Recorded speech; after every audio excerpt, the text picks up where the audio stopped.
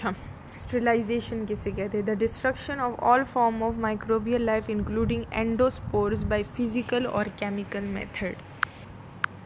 हाँ, अब स्टेरिलाइजेशन और डिसइंफेक्शन में क्या फ़र्क है कि स्टेरिलाइजेशन में हमारे पास कम्प्लीटली इरेडिकेशन होती है माइक्रोब्स की, यानी कि बिल्कुल भी नहीं रहेंगे, ट्रेस ऑफ माइक्रोब भी नहीं रहेगा, इंक्लूडिंग एंडोस्पोर्स के साथ ही। एंडोस्पोर्स वो होते हैं ना जो आसानी से हमारे पास स्टेरिलाइज नहीं हो सकते, रिमूव नहीं हो सकते, तो इसीलिए हम कहते हैं कि स्टेरिलाइजेशन में चाहे एंडोस्पोर्स हो, एक्सोस्पोर्स हो, चाहे वेजिटेटिव सेल्स हो या नॉन वेजिटेटिव सेल्स हो। अब वेजिटेटिव सेल्स के कौन से होते हैं? जिन्हें हमारे पास अगर सूटेबल इन्वायरमेंट मिल रही है, जिन्हें सूटेबल इन्वायरमेंट की रिक्वायरमेंट होती है, और नॉन वेजिटेटिव वो होते हैं जो कि हर एक इन्वायरमेंट में ग्रो कर सकते हैं। तो चाहे वो वेजिटेटिव हो या नॉन वेजिटेटिव हो, उन सब की कंप्लीट इरेडिकेशन होगी। और फिर डिसइंफेक्शन क्या है? डिसइंफेक्शन में हम इसकी जो माइक्रोब जो है, तो पैथोजन है, उनकी नंबरिंग को सिर्फ डिक्रीज़ कर देते हैं, वो कम्प्लीटली इरेडिकेट नहीं होते। Usually involve the removal of vegetative pathogen. और डिसइंफेक्शन में हमारे पास ज़्यादातर फिर वेजिटेटिव पैथोजन है जिन्हें मतलब सूटेबल इम्यून की रिक्वायर, तो वो आसानी से चले जाते हैं, जबकि नॉन वेजिटेटिव वो इतनी आसानी से रिमूव नहीं होते। फिर आता है डिसइंफेक्टेंट क्या होता है और एंटीसेप्टिक में अब क्या फ़र्क है? तो डिसइंफेक्टेंट हम उस एजेंट को कहते हैं जो कि हम इनएनिमेट यानी कि नॉन लिविंग चीज़ पे अप्लाई करते हैं, और एंटीसेप्टिक वो होता है जो कि हम लिविंग टिश्यू पे अप्लाई करते हैं। तो हमारी बॉडी पे जो अप्लाई होगा, जैसे कि अल्कोहल अप्लाई होता है जब हम इंजेक्शन से पहले, तो वो हमारे पास फिर एंटीसेप्टिक होता है, और डिसइंफेक्टेंट जो फिनॉल हम फर्श पे वो करते हैं तो वो डिसइंफेक्टेंट होता है। फिर आता है sanitization, destruction of microbes pathogenic and non pathogenic on want clothing minimise chances of. अब सैनिटाइजेशन क्या होती है? सैनिटाइजेशन वो प्रोसेस होता है जिससे हम क्लॉथ्स वगैरह या फिर कोई और चीज़ें, जितने भी ऑब्जेक्ट्स वगैरह, जब हम उसे डिसइंफेक्ट करते हैं, उससे माइक्रोब्स रिमूव करते हैं, तो उसे हम सैनिटाइजेशन, जैसे हम कहते हैं सैनिटाइज़र यूज़ करो हाथों के लिए, या फिर कपड़ों के लिए भी सैनिटाइज़र होता है, जो हम कहते हैं पूरे घर को सैनिटाइज कर लिया, तो यह सारी सैनिटाइजेशन होती है जो कि हम और ऑब्जेक्ट्स के लिए यूज़ करते हैं। फिर आता है कि सेप्सिस और एसेप्सिस में क्या फ़र्क होता है। अब सेप्सिस क्या है? The presence of bacterial contamination in tissue. अब हमारे पास सेप्सिस क्या होता है कि जब हमारे ब्लड में या हमारी बॉडी में जब कोई बैक्टीरिया आ जाए, वो भी इन्फेक्टिव फॉर्म में हो, तो हम कहते हैं ये सेप्सिस है। अब एसेप्सिस क्या होता है कि हमारी बॉडी में बैक्टीरिया तो आ गया लेकिन वो पैथोजेनिक नहीं है, तो हम कहते हैं ये एसेप्सिस है। लेकिन इधर तो सही है ना? बस यही वाला फ़र्क है। फिर हमारे पास आता है, हाँ, अब आता है एसेप्टिक टेक्निक क्या होती है। एसेप्सिस वो होते हैं जो हमारे बैक्टीरिया हमारी बॉडी में आते हैं। फिर आता है एसेप्टिक टेक्निक क्या होती है। Use to prevent microbial contamination of any clinical procedure and product of pharmaceutical and food industry to keep standard.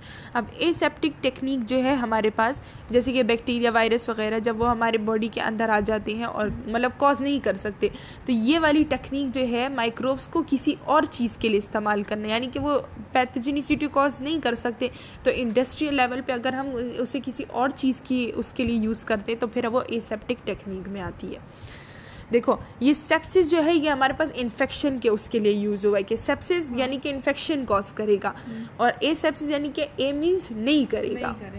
हाँ। फिर आता है बैक्टीरियोस्टेटिक एजेंट क्या होता है। वो एजेंट जो कि बैक्टीरिया को की ग्रोथ को इनहिबिट कर दे, यानी कि बैक्टीरिया की रिप्रोडक्शन को स्टेटिक कंडीशन में ले आए। फिर जर्मीसाइड क्या होता है। जर्मीसाइड हमारे पास जर्म से मतलब जर्म, और साइड यानी कि जर्म को किल करने वाला। फिर आता है बैक्टीरियासाइड, वायरुसाइड, फंजीसाइड और स्पोरोसाइड।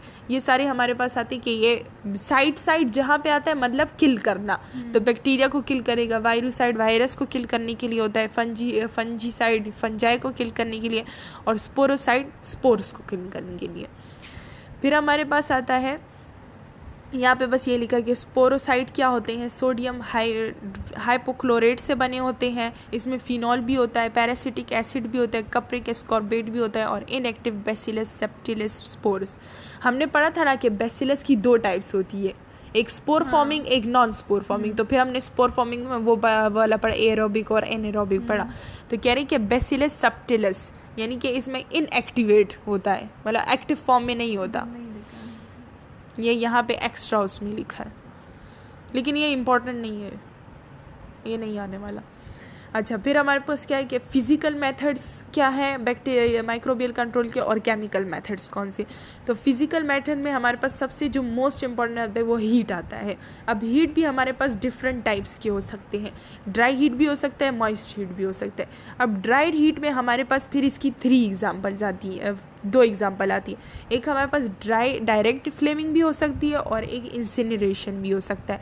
डायरेक्ट फ्लेमिंग में यानी कि हम कोई भी इनोकुलेटिंग ट्यूब वगैरह, या फिर हम अक्सर ये क्या नाम है, कोई भी लोहे की चीज़ अगर हम आग के लिए पकड़ लें डायरेक्ट फ्लेम के लिए, तो ये हम कहते हैं फ्लेमिंग, यानी कि वो फिर स्टेरिलाइज हो गई ना। और इंसिनरेशन हम कहते हैं कि कम्प्लीटली उस चीज़ को ही हम ख़त्म कर दें, आग में डाल दें। जैसे कि डिस्पोजेबल चीज़ें जब एक दफ़ा सिरिंज इस्तेमाल कर ले तो वापस नहीं करते, तो अगर हम उसे ख़त्म कर दें, मतलब बिल्कुल ही बर्न आउट कर दें, तो फिर हम कहते हैं ये इंसिनरेशन है। फिर आता है फिल्ट्रेशन। फिल्ट्रेशन जो है ये हमारे पास फिज़िकल मेथड में भी आता है, इसे हम कहते हैं ये मैकेनिकल मेथड भी है, यानी कि इसमें हम एनर्जी लगाते हैं। फिल्ट्रेशन में क्या होता है कि फ़िल्टर पेपर जो है वो यूज़ होता है जिसमें बहुत ही ज़्यादा माइन्यूट स्पोर्स होते हैं। तो ये क्या होता है, ये असल में हमारे पास रिमूवल नहीं करता है माइक्रोब्स की, बल्कि सेपरेशन करता है माइक्रोब्स की। हाँ, यानी कि अब जो हमारे पास, हाँ, तो ये सेपरेट कर देता है उससे। तो हमारे पास आता है माइक्रोब्स को किल तो नहीं कर सकता ना फिल्टर पेपर, सिर्फ सेपरेट ही कर सकता है। तो ये हमारे पास जो फिल्ट्रेशन आती है ना, तो ये हमारे पास हाँ, ये भी स्टेरिलाइजेशन ही है एक तरह से। तो हमारे पास ज़्यादातर किस लिए यूज़ होती है, वैक्सीन्स, एंजाइम, एंटीबायोटिक और सम कल्चर मीडिया के उसके लिए। यानी कि अब हमारे पास वैक्सीन्स जो है ये तो उसी वायरस से ही तैयार की जाती है, उसके जीनोम से ही तैयार की जाती है ना, लेकिन बस क्या होता है कि उसे वो लोग फ़िल्टर कर देते हैं, यानी कि उसकी पैथोजेनिसिटी ख़त्म हो जाती है। फिर हमारे पास आता है मॉइस्ट हीट। अब सबसे इफेक्टिव हीट जो होती है वो मॉइस्ट हीट होती है। रिलायबल स्टेरिलाइजेशन में moist heat require temperature above that of boiling water. अब हमारे पास जो है ये मॉइस्ट हीट भी 2-3 तरह से यूज़ होती है। एक हमारे पास होता है कि जब 100 डिग्री से कम होती है तो हम उसे कहते हैं ये हमारे पास पास्चराइजेशन है। जब 100 होती है तो हम कहते हैं बॉइलिंग है, और जब 100 से अबव होती है तो फिर हम कहते हैं ये ऑटोक्लेव है। तो अब ये हमारे पास किस लिए यूज़ होती है कि इसमें हमारे पास जो मॉइस्ट हीट की एग्जांपल है ऑटोक्लेव दी है, कि ऑटोक्लेव एक चैम्बर सा होता है जो कि हमने देख लिया था स्टेरिलाइजेशन के उसमें। तो ये हमारे पास इसमें हमारे पास हाई, बहुत ही ज़्यादा, मतलब अब 15 PSI ले लो, 15 PSI बहुत हाई प्रेशर होता है। उस प्रेशर पे इस मॉइस्ट हीट को उस जो इंस्ट्रूमेंट्स वगैरह जो हम स्टेरिलाइज करते हैं उस पर बिल्कुल प्रेशर के साथ छोड़ा जाता है, और इसका टेम्परेचर 121 डिग्री सेंटीग्रेड 15 मिनट्स के लिए और 15 प्रेशर पे PSI पे। फिर हमारे पास नॉन हीट सेंसिटिव मटेरियल के लिए ज़्यादातर यूज़ होता है। ये हीट सेंसिटिव मटेरियल्स जो होते हैं जैसे कि प्लास्टिक वगैरह, ये ऑटोक्लेव में कभी भी नहीं रख सकते हम, नॉन हीट सेंसिटिव मेटल्स वगैरह। फिर हमारे पास आता है मॉइस्ट हीट में पास्चराइजेशन। अब अगर 100 डिग्री से बिलो होते तो हम उसे फिर पास्चराइजेशन में लाते। पास्चराइजेशन में हमारे पास फिर 3 टाइप्स आती हैं। एक क्लासिकल पास्चराइजेशन होती है, एक high temperature short time pasteurization, एक अल्ट्रा हाई टेम्परेचर पास्चराइजेशन। अब क्लासिकल वाला जो है ये हमारे पास ज़्यादातर हम मिल्क वगैरह के लिए यूज़ करते, तीनों मिल्क के लिए यूज़ होते। लेकिन सबसे पहले जो मेथड आया, सबसे पहले ये डिस्कवरी के बेसिस पे, कि पहले क्लासिकल आया, फिर ultra high temperature short time आया, और फिर अल्ट्रा हाई वाला आया। तो पहले जो डिस्कवर हुआ तो वो क्लासिकल वाला था, जिसमें उन्होंने कहा कि 62 डिग्री सेंटीग्रेड पे हम मिल्क को हीट करते हैं 30 मिनट्स के लिए। तो फिर इन्होंने कहा कि मतलब अब ये इंडस्ट्रियल लेवल पे तो फिर लोग ज़्यादा है, रिसोर्सेज ज़्यादा चाहिए होते हैं, और काम इतनी देर में हो रहा है। तो फिर इन्होंने दूसरा वाला पास्चराइजेशन मेथड डेवलप किया, और ये भी लोइस पास्चर ने वो किया है, इसलिए हम इसे पास्चराइजेशन प्रोसेस कहते हैं। तो फिर हमारे पास आते हैं उन्होंने high temperature short time pasteur, यानी कि हम टेम्परेचर ज़्यादा कर देते हैं और टाइम कम कर देते हैं, तो वही बात रहेगी लेकिन काम जल्दी हो जाएगा। तो फिर मेरे को इन्होंने 72 डिग्री सेंटीग्रेड पे किया 15 सेकंड के लिए। फिर हमारे पास अल्ट्रा हाई टेम्परेचर पास्चराइजेशन आ जाता है। जब इस मेथड पे भी उनका गुजारा नहीं हुआ तो फिर उन्होंने अल्ट्रा हाई टेम्परेचर लिया है, यानी कि अब हम इसका टेम्परेचर 140 डिग्री सेंटीग्रेड कर देते हैं, और सिर्फ 3 सेकेंड के लिए। तो अगर मिल्क 3 से थोड़ा सा भी ज़्यादा सेकेंड हो गया बिल्कुल, तो वो मिल्क ख़राब हो जाता है। तो इसीलिए हमारे पास जो मिल्क है वो महीनों महीनों तक बिल्कुल सही पड़े रहते हैं पैकेट्स में। तो ये हमारे पास जो मिल्क आती है ये सारे पास्चराइजेशन मेथड से होके आते। फिर हमारे पास क्या आता है, रेफ्रिजरेशन क्या होती है।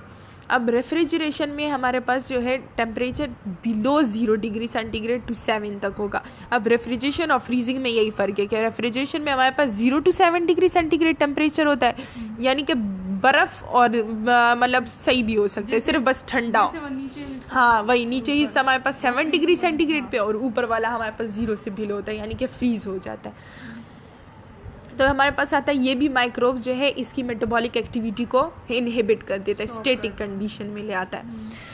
फिर हमारे पास आता है फ्रीजिंग में क्या होता है, ये भी हमारे पास इसकी ग्रोथ को रोक देता है। दोनों की एक ही बात है, वो रिड्यूस करता है, कम करता है, और ये स्टॉप करता है फ्रीजिंग। ये दोनों एक ही बात है, बस इन्होंने सिर्फ लाइन को घुमा फिरा के लिखा है कि दोनों बस डिफरेंस असल में टेम्परेचर का है कि उसमें 7 डिग्री सेंटीग्रेड और इसमें 0 से बिलो होता है, यानी कि फ्रीजिंग। फिर आता है लोफलाइजेशन और क्रायोडिसिकेशन। अब इसमें क्या होता है, इसका ग्रीक वर्ड से निकला है मेड सॉल्वेंट लविंग, और लोफलाइजेशन असल में हम कहते हैं फ्रीजिंग ड्राई, यानी कि पहले हम बैक्टीरिया या वायरस जो भी है उसे हम माइक्रोब को पहले फ्रीज कर दें और उसके बाद हम उसे ड्राई कर दें, यानी कि वो हमारे पास जिंदा है, अलाइव है, लेकिन किस कंडीशन में, स्टैटिक कंडीशन में, ग्रो नहीं कर सकता। ठीक है, ये वाला ज़्यादा इंपॉर्टेंट है एमसीक्यूज़ के लिए कि लोफलाइजेशन मेथड हम किसी कहते हैं, फ्रीजिंग ड्राई को कहते हैं। फिर आता है, इसीलिए हम कहते हैं कि cells and some foods are preserved in this way. कुछ सेल्स और फूड वगैरह, जैसे कि अब फूड हमने कुछ सालन बना लिया होता है तो वो हम फ्रीज कर देते हैं, तो उसके बाद फिर हम उसे मतलब उसकी वो स्टैटिक उसमें आ जाते हैं, यानी क्या उसमें आप कोई अटैक नहीं कर सकता, वायरस वगैरह या बैक्टीरिया माइक्रोब्स वगैरह, फंजाई वगैरह, कि उसका टेस्ट वगैरह ख़राब हो जाए। तो जब तक चीज़ बर्फ़ पड़ी रहती है तो वो सही रहती है, उसका जायका भी सही रहता है, लेकिन जब लाइट वगैरह ज़्यादा जाती रहती है तो बस फिर ख़राब हो जाता है। फिर हमारे पास आता है डिसिकेशन। अब क्या होती है, it is the process of removal of water. अब डिसिकेशन में क्या होता है कि इसमें हम वाटर को रिमूव करते हैं। किस तरह कि अगर कुछ ऐसे बैक्टीरिया हैं कि वो उन्हें वाटर वाला इन्वायरमेंट चाहिए होता है और वो उसमें ज़्यादा अच्छे से रिप्रोड्यूस कर सकते हैं, तो अगर हम वाटर को ही रिमूव कर देंगे तो वो तो फिर ग्रो ही नहीं कर पाएंगे। तो डिसिकेशन हम इस मेथड को कहते हैं कि रिमूवल ऑफ वाटर करते हैं। तो एब्सेंस ऑफ वाटर में हमारे पास ग्रो नहीं कर सकते, तो इसीलिए हम कहते हैं कि वायबल रहते for year, but some may remain viable for year. हमारे पास ग्रो नहीं करते लेकिन जिंदा रहते हैं बहुत सालों तक। आफ्टर वाटर बिकम्स, फिर हमारे पास आता है after water become available they start growing. कह रहे हैं कि अगर हम वाटर रिमूव कर दें तो वो बैक्टीरिया ग्रो नहीं कर पाएगा, क्योंकि उसे वाटर वाला इन्वायरमेंट चाहिए, लेकिन वो बैक्टीरिया सिर्फ ग्रो नहीं करेगा, जिंदा रहेगा। वायबल मीन्स जिंदा रहेगा। तो अगर फिर उसे वाटर दे दिया जाए तो वो वापस से ग्रो करना स्टार्ट कर देगा, स्टैटिक कंडीशन। हाँ।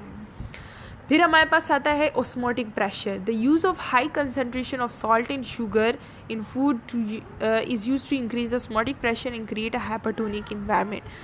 The use of high concentration, अब ऑस्मोटिक प्रेशर तो हमें पता है कि हाई कंसनट्रेशन ऑफ सॉल्ट और मिनरल्स वगैरह, यानी कि जितने भी हमारे पास सल्यूट्स होते हैं, सॉल्ट, शुगर, जितने भी जो सल्यूट और सॉल्वेंट तो जानती हो ना कि मतलब सल्यूट जो कि कम होता है, सॉल्वेंट ज़्यादा होता है। सल्यूट होता है जिसे डिज़ोल्व होना होता है। जब हमारे पास सल्यूट जो है उसकी कंसंट्रेशन फूड में इंक्रीज़ हो जाती है तो ऑस्मोटिक प्रेशर डेवलप हो जाता है, हाइपरटोनिक एनवायरनमेंट आ जाता है। अब ज़्यादातर जो हम सलाइन देखते हैं तो मोस्टली बैक्टीरिया जो है वो सलाइन एनवायरनमेंट में नहीं रह सकते, तो इसीलिए हम इसे ऑस्मोटिक, यानी कि उसमें सल्यूट का लेवल ज़्यादा हो चुका होता है। Yeast and mould are resistant to high osmotic. अब यीस्ट और मोल्ड्स जो है वो हाई ऑस्मोटिक कंडीशन में नहीं रह सकते, नहीं, आर रेजिस्टेंट टू, रेजिस्टेंट यानी कि वो रेजिस्टेंस शो कर सकते हैं। गलत हो गया। Staphylococci that live on staphylococci that live on skin are fairly resistant to high. अब स्टेफिलोकोकाई जो कि हमारे स्किन पे होते हैं, स्ट्रेप्टोकोकस, ये वो कह रहे हैं स्टेफिलोकोकाई और स्ट्रेप्टोकोकस वाला जो हमने पढ़ा था। तो स्टेफिलोकोकस जो है ये हमारे स्किन के ऊपर होते हैं, तो ये हमारे पास रेजिस्टेंस शो करते हैं टू हाई ऑस्मोटिक, बिकॉज हमारी स्वेटिंग हो रही होती है और उसमें सलाइन ज़्यादा होता है। फिर हमारे पास आता है रेडिएशंस। अब किस तरह इस फिजिकल मेथड में यूज़ होंगी। रेडिएशंस में हमारा रेडिएशन भी माइक्रोब्स को किल करती है। अब आयनाइजिंग रेडिएशन क्या होती है, आयनाइजिंग रेडिएशन है और अल्ट्रावायलेट लाइट। आयनाइजिंग रेडिएशन, इसमें हमारे पास गैमा रेज आएंगी, एक्स रेज, इलेक्ट्रॉन बीम्स और हाई एनर्जी रेज। जितनी भी हाई एनर्जी रेज है have short wavelength less than, जिनका वेवलेंथ, जितनी भी हाई एनर्जी रेज है जिनका वेवलेंथ जो है 1 नैनोमीटर से कम होगा तो वो हमारे पास आयनाइजिंग रेडिएशंस में आती हैं। और नॉन आयनाइजिंग रेडिएशंस में हमारे पास कौन सा आता है? आयनाइजिंग रेडिएशंस में गैमा रेज, एक्स रेज वगैरह आते हैं, और नॉन आयनाइजिंग रेडिएशन में फिर हमारे पास अल्ट्रावायलेट रेज आती हैं। अल्ट्रावायलेट लाइट जो होती है वो हमारे पास नॉन आयनाइजिंग, यानी कि उसका जो हमारे पास वेवलेंथ है वो 1 नैनोमीटर से ज़्यादा होता है, कम नहीं होता। तो dislodge electron from atom and from ion cause mutation in DNA and produce. जब ये रेडिएशन जो है ये अगर डीएनए पे जाएंगी या किसी भी बैक्टीरिया के ऊपर अगर एक्सपोज हुई तो ये बैक्टीरिया के अंदर जाके उसके डीएनए में म्यूटेशन करता है। तो जब डीएनए में म्यूटेशन आएगी तो वो ग्रो नहीं कर पाएगा, उसके हेरिडिटरी चेंजेस आ जाएंगी। Used to sterilize pharmaceuticals and disposable medical supplies for food industries interested in using ionizing radiation। जितनी भी हमारे पास फार्माक्यूटिकल्स और हमारे मेडिकल जो ये ओटी वगैरह होते हैं, आईसीयू वगैरह, इन सब की जो हमारे पास स्टेरिलाइजेशन है वो आयनाइजिंग रेडिएशन से होती है, लेकिन ये काफ़ी कम उस जगहों पे इस्तेमाल होता है। और ये ज़्यादातर फूड इंडस्ट्रीज़ में स्टेरिलाइजेशन मेंटेन करने के लिए यूज़ की जाती है। फिर आता है डिसएडवांटेजेस। इसका क्या है कि अगर ये हमारे पास ह्यूमन टिश्यू के अंदर पिनिट्रेट हो गया, मतलब थोड़ा सा भी उस पर एक्सपोज हो गया, तो ये हमारे पास कैंसर, स्किन कैंसर कॉज कर सकता है और जेनेटिक म्यूटेशन भी ला सकता है। फिर आता है कि ultraviolet light, non ionising radiation, wavelength is longer than 1 nanometre, damage DNA by producing thymine dimer. ये हमारे पास डैमेज करता है डीएनए को। अल्ट्रावायलेट लाइट जो है ये हमारे पास थायमाइन डाइमर्स प्रोड्यूस करता है, तो उसकी वजह से फिर ये डीएनए को डैमेज करता है। अब ये थायमाइन डाइमर क्या है ये तो मुझे नहीं पता।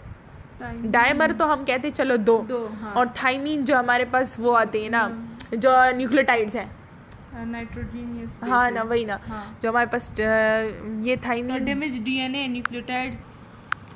फिर आता है इसकी डिसएडवांटेजेस क्या है कि ये स्किन और आई वगैरह में अगर को डैमेज करता है। Doesn't penetrate glass and glass और क्लॉथ वगैरह को पेनिट्रेट नहीं करता, लेकिन अगर ह्यूमन स्किन वगैरह पे हो जाए तो फिर उसे पेनिट्रेट करेगा। फिर हमारे पास आता है फिनॉल, केमिकल मेथड है। Phenol was first, carbolic acid को हम कहते हैं फिनॉल, वॉज फर्स्ट यूज हुआ by Lister as disinfectant. Joseph Lister जो है इसने सबसे पहले फिनॉल को एज अ डिसइंफेक्टेंट के तौर पे यूज़ किया। Destroy plasma membrane and denature proteins, ये हमारे पास प्रोटीन जो बैक्टीरिया है उसके प्लाज्मा मेम्ब्रेन को भी डिस्ट्रॉय करता है और उसके प्रोटीन्स को भी डीनेचर कर देता है। Really use today because it is skin irritant and has strong order, लेकिन आजकल ये बहुत ही ज़्यादा डिसइंफेक्ट के तौर पे कम यूज़ होता है क्योंकि स्किन इरिटेंट होता है और इसकी स्मेल भी बहुत तेज़ होती है। पहले ज़माने में सबसे पहले जो जोसेफ लिस्टर ने इसे यूज़ किया उसने सर्जिकल के लिए फ़िनॉल को यूज़ किया, लेकिन बाद में फिर हमें समझ आए कि ये फ़िनॉल जो है ये हमारे पास ह्यूमन स्किन जो टिश्यूज़ है उसके लिए इरिटेंट है, तो इसीलिए फिर इसे हटा दिया गया और फिर अब हमारे पास और डिसइंफेक्टेंट वगैरह आ गए हैं। फिर हमारे पास आता है एडवांटेज इसका क्या था कि ये स्टेबल रहता है, लॉन्ग टाइम तक रहता है जब हम इसे अप्लाई कर लेते हैं, और remain active in the presence of organic compound. और जब ये एक्टिव रहता है in the presence of organic compound, यानी कि जितने भी ऑर्गेनिक कंपाउंड हैं उसकी अगर प्रेजेंस होगी तो ये एक्टिव रहेगा। इसीलिए हम इसे ज़्यादातर ये हॉस्पिटल्स में यूज़ होता है फर्श वगैरह को साफ़ करने के लिए, क्योंकि लॉन्ग टाइम तक हमें ये रहता है वहाँ पर। फिर आता है कि हेलोजेंस, कुछ हेलोजेंस भी होते हैं जो कि हमारे पास डिसइंफेक्टेंट के तौर पे यूज़ होते हैं। ये केमिकल मेथड जितने भी हैं ये हमारे पास डिसइंफेक्टेंट देते हैं, ये कभी भी स्टेरिलाइजेशन नहीं दे सकते। Iodine, tincture of iodine denature protein, it sustain skin and clothes. हमारे पास आता है कि टिंक्चर ऑफ आयोडीन जो है ये हमारे पास डीनेचर करता है प्रोटीन्स को, यानी कि स्किन और क्लॉथ जो है इस पर दाग दे देता है, stand. Chlorine used to disinfect drinking water, pool and sewage. Chlorine is easily inactivated by organic material when mixed in water from hypochlorous acid. अब क्लोरीन जो है ये हमारे पास ज़्यादातर पूल्स वगैरह में डाला जाता है, पूल्स वगैरह के जो वाटर होते हैं, क्योंकि ये उसे डिसइंफेक्टेंट कर देता है। हमारे पास ये इनएक्टिवेटेड होता है बारगे, ये क्लोरीन जो है ये ईजिली हमें से ये इनएक्टिवेटेड हो जाता है अगर ऑर्गेनिक मटेरियल प्रेजेंट हो। हमने ऊपर पढ़ा कि हमारे पास जो फिनॉल था वो एक्टिव रहता है अगर ऑर्गेनिक मटेरियल प्रेजेंट भी हो, लेकिन हमारे पास जो क्लोरीन है वो इनएक्टिवेटेड हो जाता है जब ऑर्गेनिक हाँ। और जब ये वाटर के साथ मिक्स हो जाता है तो हाइपोक्लोरस एसिड बनाता है। हाइपोक्लोरस एसिड इतना ज़्यादा एसिडिक नहीं होता जितना हाइड्रोक्लोरिक एसिड होता है। पूल में डालते हैं हाँ, तो हाइपोक्लोरस एसिड बन जाता है। तो वो नहीं नुकसान देता।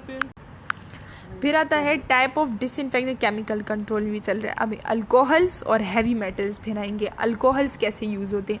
किल most bacteria fungi but not endospores. अब अल्कोहल जो है वो फंजाई बैक्टीरिया को किल कर सकता है लेकिन एंडोस्पोर्स को किल नहीं कर सकता, क्योंकि मैंने पहले भी कहा ना कि एंडोस्पोर्स जो है ये इतनी आसानी से नहीं ख़त्म होते।